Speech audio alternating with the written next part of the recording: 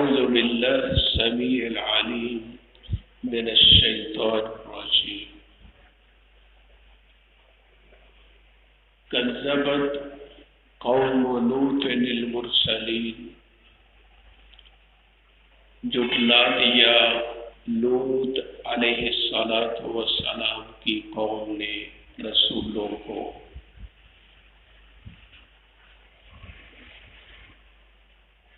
پیچھے بھی جن انبیاء کا تذکرہ ہوا ہے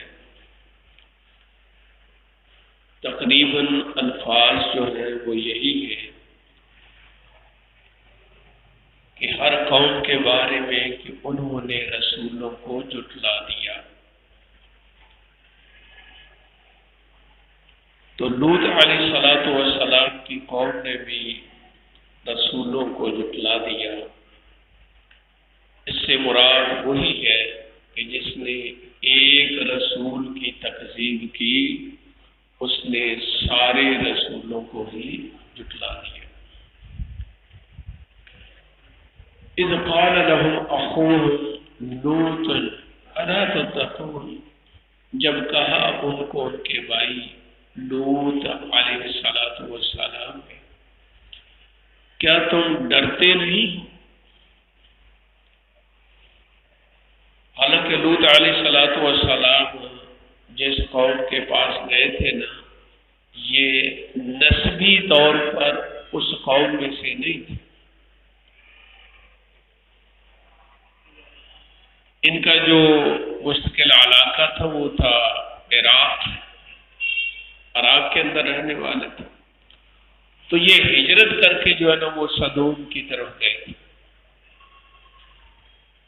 تو مستقل علاقہ ان کا جو ہے نا وہ عراق تھا۔ اس کے باوجود جو ہے نا ان کو کہا کہ جب ان قوم والوں کو ان کے بھائی لوط علیہ السلام نے کہا، تو اس کا مطلب یہ ہے کہ اگر کوئی نبی ہجرت کر کے بھی کسی قوم کے پاس جاتا ہے، خواہ اس قوم کے ساتھ اس کا خاندانی تعلق کوئی بھی نہ ہو، تو وہ قوم جس کے اندر وہ نبی جا کر دعوت دینا شروع کرتا ہے وہ بھی اللہ تعالیٰ نے ان کو بھائیوں کے اندر شمار کیا ہے کہ اس قوم کا یہ نبی جو ہے نا یہ بھائی ہے۔ تو اس سے ایک بات یہ بھی واضح ہو جاتی ہے کہ لازمی نہیں ہے کہ جہاں پر کسی کا خاندان نہیں ہے تو ان لوگوں کو آپس میں بھائی چارہ نہ دیا جائے۔ ایک طرف وہ قوم ہے کہ ساری کی ساری کافر، ساری قوم کافر، ایمان ابھی تک کوئی نہیں لایا، لیکن لوط علیہ السلام نے اس قوم کو دعوت دی اور اللہ تعالی نے اس قوم کا لوط علیہ السلام کو بھائی بنایا۔ تو اگر کوئی غیر مسلم قوم بھی ہے تو دعوت دینے والا جو مسلم ہے وہ غیر مسلم قوم کو اپنا بھائی کہہ سکتا ہے، اس میں کوئی حرج والی بات نہیں۔ اللہ اکبر۔ اذ قال لهم اخوهم، جب کہا ان کو ان کے بھائی لوط علیہ السلام نے الا تتقون، کیا تم ڈرتے نہیں ہو؟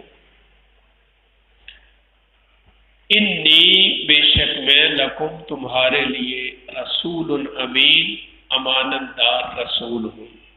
پہلے انبیاء کی دعوت بھی یہی تھی کہ میں تمہاری طرف رسول امین ہوں۔ فاتقوا اللہ، پس تم اللہ سے ڈر جو، واطیعون، اور میری اطاعت کرو۔ وما اسألکم، اور نہیں میں سوال کرتا تم سے، علیہ، اس چیز پر، اس نبوت پر، اس دعوت پر، من اجر، کسی بھی اجر کا۔ ان اجریہ، نہیں ہے میرا اجر، میرا معاوضہ، الا علی رب العالمین، مگر رب العالمین پر ہے، یعنی اسی کے ذمے ہے۔ تو یہ تقریباً اس صورت کے اندر جتنے بھی واقعات آئے ہیں سارے انبیاء کی دعوت یہی تھی کہ ہمارا معاوضہ اللہ رب العالمین کے ذمے ہے۔ اتأتون الذکران، کیا تم آتے ہو مذکر کے پاس، یعنی بندوں کے پاس، من العالمین، جہان والوں میں سے۔ تو بندوں کے پاس آنے سے مراد یہ ہے کہ یہ لوگ اپنی نفسی خواہشات کو پورا کرنے کے لیے بجائے اس کے کہ اللہ تعالیٰ نے جو نظام رکھا ہے کہ مرد اور عورت کا ملاپ، یہ اس کی طرف نہیں جاتے تھے بلکہ بندے بندوں کی طرف جاتے تھے۔ اس کا اختصار کے ساتھ میں واقعہ جو ہے نا وہ آپ کے سامنے عرض کر دوں کہ یہ قوم جو ہے نا لوط علیہ السلام جب ان کی طرف دعوت دینے کے لیے گئے تو سب سے پہلے تو جھٹلا دیا۔ پھر لوط علیہ السلام نے ان کے اندر جو مین برائی تھی نا، حالانکہ شرک بھی موجود تھا لیکن یہ برائی سب سے بڑی تھی کہ جو اللہ نے ان کو راستہ دیا ہوا ہے اس راستے کو چھوڑ کر غیر راستے کو اختیار کرنا، یہ بہت بڑی ان کے اندر جو ہے نا یہ بیماری تھی۔ تو لوط علیہ السلام نے اس بیماری کی طرف جو ہے نا وہ اشارہ کیا کہ یہ کام آپ کا ٹھیک نہیں۔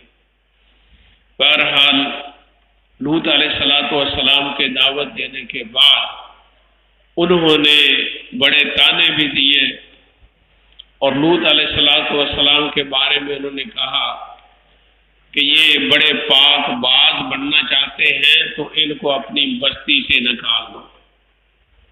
اگر یہ بستی برے لوگوں کی ہے تو ان کا یہاں پر کیا کام ہے؟ جس طرح ایک دفعہ جو ہے نا وہ پاکستان کے صدر سے مطالبہ کیا گیا کہ میراتھن ریس جو ہے نا وہ لڑکیوں اور لڑکوں کی اکٹھی کروائی گئی، تو اعتراض یہ تھا کہ یہ نہیں ہونی چاہیے، بچیاں اور بچے اکٹھے جو ہے نا اس ریس کے اندر۔ تو وقت کے حاکم نے اس وقت یہ بیان دیا تھا کہ جس کا دل چاہتا ہے دیکھے، جس کا نہیں چاہتا وہ نہ دیکھے۔ تو یہ حال اس قوم کا تھا۔ قوم کہنے لگی کہ یہ اتنے پاک باز ہیں، صاف ہیں، تو بستی سے چھوڑ کر چلے جائیں، ان کو بستی سے نکال دو، لوط علیہ السلام کو۔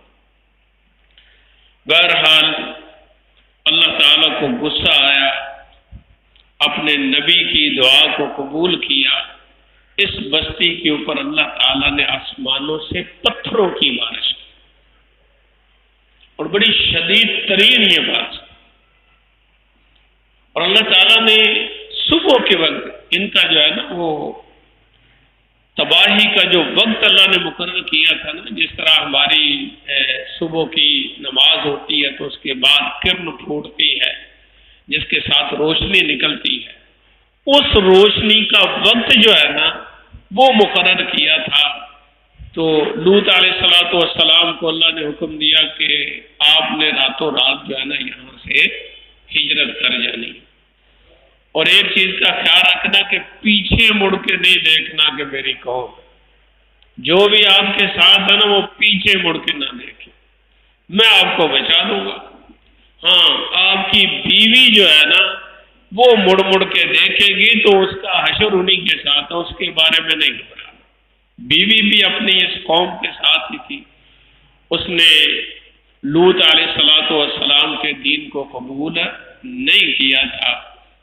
تو لوط علیہ السلام اس بستی سے نکلتے ہیں تو صبح کے وقت جب کرنیں پھوٹ رہی تھی اس وقت اللہ تعالیٰ نے ان کے اوپر جو ہے نا پتھروں کی بارش کی اور ساری کی ساری بستی کو مٹا کے رکھ دی۔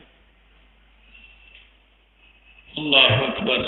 جب یہ جنگ ہوتی ہے نا ہماری انڈیا کے ساتھ، کبھی کبھی چھوٹی چھوٹی جھڑپیں ہوتی ہیں تو بارڈر پہ جانے کا موقع ملتا ہے، تو جو وہ شیلنگ کرتے ہیں نا اپنے بمبوں کی، تو ان کے بم جو ہے نا ہماری چھتوں کے اوپر آ کر گرتے ہیں۔